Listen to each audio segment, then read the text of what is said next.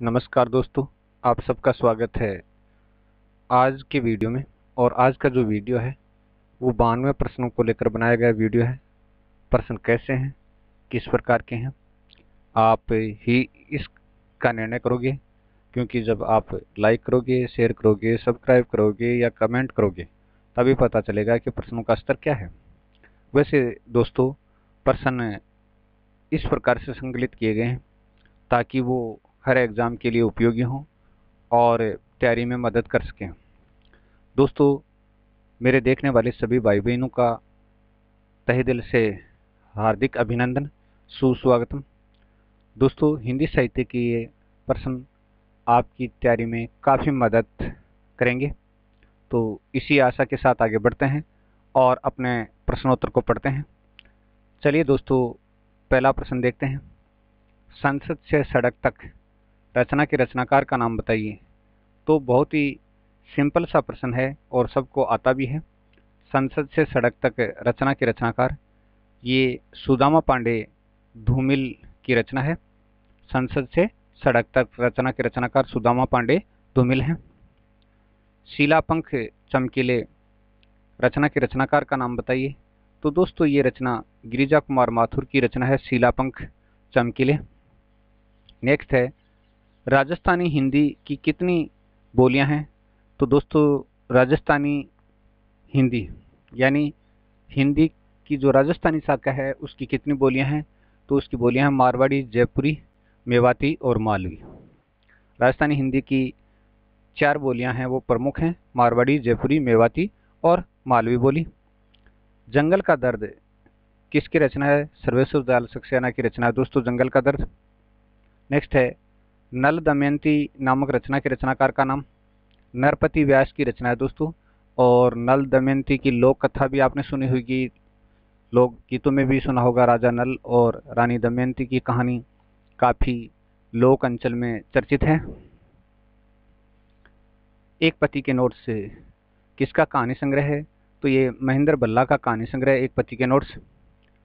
एक धनी व्यक्ति का बयान किस कहानीकार का कहानी संग्रह है। ये अमरकांत का कहानी संग्रह है दोस्तों, एक धनी व्यक्ति का बयान अमरकांत का कहानी संग्रह।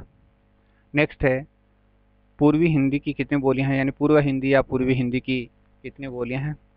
तो अवधी, बघेली और छत्तीसगढ़ी पूर्वी हिंदी की बोलियां हैं। अवधी, बघेली, छत्तीसगढ़ी। और इसमें बघेली को आपको ढंग से पढ़ना है थोड़ा सा, इससे प्रश्न पूछे जाते हैं। महाभारत की सांझ नामक एकांकी के रचनाकार का नाम बताइए। भारत भूषण अग्रवाल का एकांकी है महाभारत की सांझ। जिंदगी और जोंक किस कहानीकार का कहानी संग्रह है। अमरकांत का कहानी संग्रह जिंदगी और जोंक। संविधान सभा में हिंदी को राजभाषा बनाने का प्रस्ताव किसने प्रस्तुत किया था। गोपाल स्वामी अयंकर ने प्रस्तुत किया था। संविधान सभा में हिंदी को राजभाषा बनाने का प्रस्ताव गोपाल स्वामी अयंकर ने प्रस्तुत किया था। अगला है, ओ अप्रस्तुत मन किस कवि का काव्य संग्रह है। भारत भूषण अग्रवाल का काव्य संग्रह है ओ अप्रस्तुत मन। बयान किसका कहानी संग्रह है। बयान, तो दोस्तों बयान कमलेश्वर का कहानी संग्रह है। और आगे वाला जो प्रश्न आप देखेंगे वो काफी रोचक प्रश्न होगा, काफी इंटरेस्टदायक प्रश्न होगा। बयान किसका कहानी संग्रह, तो कमलेश्वर का कहानी संग्रह। लेकिन बयान किसकी कहानी है, तो ये चित्रा मुद्गल की कहानी है। और इसका मतलब बयान कहानी संग्रह अगर कमलेश्वर का है तो कहानी भी कमलेश्वर की है। इसलिए आप ध्यान में रखिए कि बयान नाम की 2 कहानी है और एक कहानी के आधार पर कहानी संग्रह का नाम रखा गया है और दूसरी सिर्फ कहानी है और वह चित्रा मुद्गल की कहानी है। चलिए, पश्चिमी हिंदी की कौन कौन सी बोलियां हैं। पश्चिमी हिंदी की कौन कौन सी बोलियां। खड़ी बोली या कोरवी, ब्रजभाषा, हरियाणवी, बुंदेली और कन्नौजी। खड़ी बोली या कोरवी, ब्रजभाषा, हरियाणवी, बुंदेली और कन्नौजी बोली हैं पश्चिमी हिंदी की। चलिए, टुकड़ा टुकड़ा आदमी किस कहानीकार का कहानी संग्रह है। ये मृदुला गर्ग का कहानी संग्रह है, टुकड़ा टुकड़ा आदमी। महाभारत की सांझ मूल रूप में किस विधा में लिखित है। तो ये रेडियो नाटक के रूप में लिखित है। महाभारत की सांझ मूल रूप में रेडियो नाटक के रूप में लिखित है। 7 गीत वर्ष किसकी रचना है। दोस्तों, धर्मवीर भारती की रचना है 7 गीत वर्ष। राजभाषा आयोग के प्रथम अध्यक्ष कौन थे। बाल गंगाधर खरे थे राजभाषा आयोग के प्रथम अध्यक्ष। राग दरबारी उपन्यास के रचयिता का नाम बताइए। श्रीलाल शुक्ल का उपन्यास है राग दरबारी, और राग दरबारी उपन्यास है वो श्रीलाल शुक्ल का उपन्यास है। परिवेश हम तुम रचना के रचनाकार का नाम बताइए। कुंवर नारायण की रचना है परिवेश हम तुम, कुंवर नारायण की रचना। अगली रचना है बोधगान और दोहा, रचना का संग्रह किसने किया? हरप्रसाद शास्त्री ने बोधगान और दोहा रचना का संकलन किया था। काव्य के दो भेद होते हैं दोस्तों, कौन कौन से? एक दृश्य काव्य होता है, एक श्रव्य काव्य। दृश्य काव्य जिसको देखा जा सकता है, और श्रव्य काव्य जिसको सुना जा सकता है, यानी दृश्य काव्य और श्रव्य काव्य।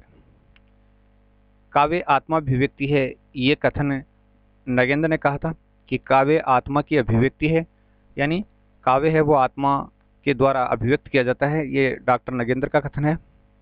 कामायनी एक पुनर्विचार रचना के रचनाकार गजानन माधव मुक्तिबोध की रचना है कामायनी एक पुनर्विचार। ध्वनि के दो भेद हैं, एक लक्षणमूलक ध्वनि और दूसरी अभिधामूलक ध्वनि, यानी लक्षणामूलक ध्वनि और अभिधामूलक ध्वनि। लक्षणामूला अभिधामूला ऐसे भी लिख सकते हैं। रुद्रट ने प्रतिभा के दो भेद किए हैं, सहजा और उत्पाध्या। रुद्र ने प्रतिभा के दो भेद किए हैं, सहजा और उत्पाध्या दो भेद किए हैं। राजशेखर ने कवियों की कोटि मानी है, तो तीन कोटि मानी है, सारस्वत, आवेशिक और औपदेशिक। सारस्वत, आवेशिक और औपदेशिक। अगला है बुरी बुरी खाक धूल, रचना के रचनाकार का नाम गजानन माधव मुक्तिबोध की रचना है बुरी बुरी खाक धूल। नेक्स्ट है सबसे पहले भाषा के स्थान पर हिंदी या हिंदवी शब्द का प्रयोग किसने किया? अमीर खुसरो ने किया था सबसे पहले भाषा के स्थान पर हिंदी या हिंदवी शब्द का प्रयोग। नेक्स्ट प्रश्न है, यहाँ से देखो रचना के रचनाकार का नाम बताइए। यहाँ से देखो रचना के रचनाकार केदारनाथ सिंह है। यहाँ से देखो रचना के रचनाकार। हिंदी का संबंध किस से है? सौर सैन्य अपभ्रंश से हिंदी का संबंध, हिंदी का संबंध सौर सैन्य अपभ्रंश से है। नेक्स्ट है सिद्ध संतों ने अपनी वाणियों की भाषा को क्या कहा? संध्या भाषा कहा था सिद्ध संतों ने अपनी वाणियों की भाषा को संध्या भाषा। ब्रह्म राक्षस रचना के रचनाकार का नाम बताइए। ब्रह्म राक्षस रचना के रचनाकार, तो गजानन माधव मुक्तिबोध की रचना है ब्रह्म राक्षस। नेक्स्ट है 7 गीत वर्ष रचना, ये प्रश्न दोबारा रिपीट है, ये धर्मवीर भारती की रचना 7 गीत वर्ष। भारत में सर्वाधिक लोगों द्वारा कौन सी भाषा बोली जाती है? हिंदी भाषा बोली जाती है भारत में सर्वाधिक लोगों द्वारा। संविधान के किस अनुच्छेद के अनुसार हिंदी भारत की राजभाषा है? तो संविधान के किस अनुच्छेद के अनुसार हिंदी भारत की राजभाषा है? अनुच्छेद 343 एक के अनुसार। हिंदी दिवस से किस तिथि को मनाया जाता है? हिंदी दिवस, तो हिंदी दिवस 14 सितंबर को मनाया जाता है हिंदी दिवस। चक्रव्यूह रचना के रचनाकार का नाम बताइए। कुंवर नारायण का काव्य संग्रह चक्रव्यूह। नेक्स्ट है काल तुझसे होड़ मेरी, रचना के रचनाकार का नाम बताइए। शमशेर बहादुर सिंह की रचना है काल तुझसे होड़ मेरी। नाथ संतों में आदिनाथ किसको कहा गया है? नाथ संतों में आदिनाथ किसको कहा गया है? तो नाथ संतों में आदिनाथ जालंधर नाथ को कहा गया है। नाथ संतों में आदिनाथ। आत्मजयी रचना के रचनाकार का नाम बताइए। कुंवर नारायण, कुंवर नारायण की रचना है आत्मजयी। खड़ी बोली हिंदी में सर्वप्रथम रचना करने वाले कवि किसे माना गया है? तो अमीर खुसरो को माना गया है खड़ी बोली हिंदी में सर्वप्रथम रचना करने वाले कवि के रूप में। पंख और पतवार रचना के रचनाकार का नाम बताइए। केदारनाथ अग्रवाल की रचना है पंख और पतवार। पंख और पतवार केदारनाथ अग्रवाल की रचना है। देवनागरी लिपि की उत्पत्ति ब्राह्मी से हुई थी। देवनागरी लिपि की उत्पत्ति ब्राह्मी से हुई थी। बकरी रचना के रचनाकार का नाम बताइए। सर्वेश्वर दयाल सक्सेना का नाटक है ये बकरी, सर्वेश्वर दयाल सक्सेना का रचना है। आखिर ऐसा क्या कह दिया मैंने, रचना के रचनाकार का नाम बताइए। नागार्जुन की रचना है आखिर ऐसा क्या कह दिया मैंने। आखिर ऐसा क्या कह दिया मैंने नागार्जुन की रचना है। कपूर मंजरी किसकी रचना है? राजशेखर की रचना है कपूर मंजरी। कपूर मंजरी राजशेखर की रचना है। कचहरियों में हिंदी प्रवेश आंदोलन का मुख्य पत्र किस पत्र को कहा जाता है? कचहरियों में हिंदी प्रवेश आंदोलन का मुख्य पत्र किस पत्र को कहा जाता है? तो ये भारत मित्र पत्र को कहा जाता है। कचहरियों में हिंदी प्रवेश आंदोलन का मुख्य पत्र भारत मित्र पत्र को कहा जाता है। छाया मत छूना मन, रचना के रचनाकार का नाम बताइए। गिरिजा कुमार माथुर की रचना है छाया मत छूना मन। छाया मत छूना मन। कबीर दास की वाणी का संग्रह है उनके शिष्य धर्मदास ने कब किया? 1521 में बीजक नाम से 3 भाग हैं, साकी, शब्द और रमणी। कबीरदास की वाणी का संग्रह उनके शिष्य धर्मदास ने कब किया? 1521 में बीजक नाम से, और 3 भाग हैं, साकी, शब्द और रमणी है। भारतीय भाषाओं को कितने प्रमुख वर्गों में बांटा गया है? 4 भागों में बांटा गया। भारतीय भाषाओं को कितने वर्गों में? 4 भागों में। भारत में सबसे अधिक बोला जाने वाला भाषाई समूह कौन सा है? इंडो आर्यन भाषाई समूह है। भारत में सबसे अधिक बोला जाने वाला भाषाई समूह इंडो आर्यन। अगला है, भारत में सबसे कम बोला जाने वाला भाषाई समूह कौन सा है? चीनी तिब्बत भाषा समूह है भारत में सबसे कम बोला जाने वाला। अगला है, खूंटियों पर टंगे लोग। रचना के रचनाकार का नाम बताइए। सर्वेश्वर दयाल सक्सेना की रचना है खूंटियों पर टंगे लोग, और ये रचना सर्वेश्वर दयाल सक्सेना की है। मृगावती किसकी रचना है? ये कुतुबन की रचना है मृगावती। नेक्स्ट प्रश्न है, संत कवियों में सबसे पढ़े लिखे कौन थे? सुंदरदास जी संत कवियों में सबसे पढ़े लिखे थे। नेक्स्ट है, नागरी प्रचारणी सभा की स्थापना कब हुई? 1893 में नागरी प्रचारणी सभा की स्थापना हुई थी, 1893 में। नेक्स्ट है, रोशनी के मैदान की तरफ रचना के रचनाकार का नाम बताइए। तो ये चंद्रकांत देवताली की रचना है रोशनी के मैदान की तरफ। कबीर के गुरु कौन माने जाते हैं? रामानंद और फकीर शेख तकी। तो मुख्य रूप से रामानंद को, और कहीं कहीं फकीर शेख तकी का उल्लेख भी मिलता है। तो दोनों जो हैं, रामानंद और फकीर शेख तकी, कबीर के गुरु माने जाते हैं। दूसरा कोई नहीं, रचना के रचनाकार का नाम बताइए। कुंवर नारायण की रचना है दूसरा कोई नहीं, कुंवर नारायण की रचना। अनाम तुम आते हो, रचना के रचनाकार का नाम बताइए। भवानी प्रसाद मिश्र की रचना है अनाम तुम आते हो। नेक्स्ट क्वेश्चन है, अरि ओ करुणा प्रभा में, रचना के रचनाकार का नाम बताइए। सच्चिदानंद हीरानंद वात्स्य आगे की रचना है अरि ओ करुणा प्रभा में। अरि ओ करुणा प्रभा में सच्चिदानंद हीरानंद वात्स्य आगे की रचना है।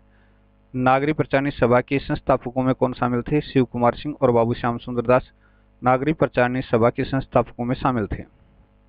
नेक्स्ट है, आवाजों के घेरे, रचना के रचनाकार का नाम बताइए।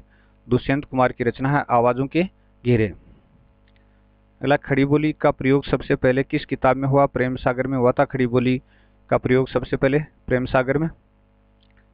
मिर्जापुर से निकलने वाली मासिक पत्रिका आनंद कादम्बिनी का संपादन किसने किया? बद्रीनारायण चौधरी प्रेमगन ने किया था। तो मिर्जापुर से निकलती थी मासिक पत्रिका थी, आनंद कादम्बिनी नाम था, और बद्रीनारायण चौधरी प्रेमगन इसके संपादक थे। किस बोली में कृष्ण काव्य और रीतिकालीन साहित्य का सर्जन हुआ? तो रीतिकालीन साहित्य और कृष्ण काव्य का सृजन हुआ, वह बोली कौन सी है? तो देखिए, ये भाषा है ब्रज भाषा के अंदर इसका सृजन हुआ। काशी से निकलने वाली मासिक पत्रिका बाल बोधनी का संपादन किसने किया? बाल बोधनी अथवा बाला बोधनी भी कई जगह नाम जिक्र में आता है। तो ये भारतेंदु हरीशचंद्र ने इसका संपादन किया था। काशी से निकलती थी मासिक पत्रिका थी। नेक्स्ट है, काशी से निकलने वाली उपन्यास नामक मासिक पत्रिका का संपादन किसने किया? किशोरी लाल गोस्वामी ने किया था। ये प्रश्न, दोनों प्रश्न रिपीट हैं दोस्तों, याद करने के लिए।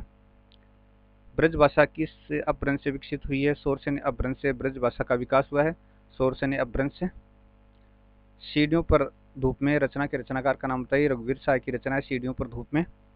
नेक्स्ट प्रश्न है, अवधि की उत्पत्ति किस अपभ्रंश से हुई? अवधि की उत्पत्ति, तो निश्चित तौर पर आप जानते हैं हिंदी की उत्पत्ति अर्धमागधी से, और अवधि की उत्पत्ति किससे है?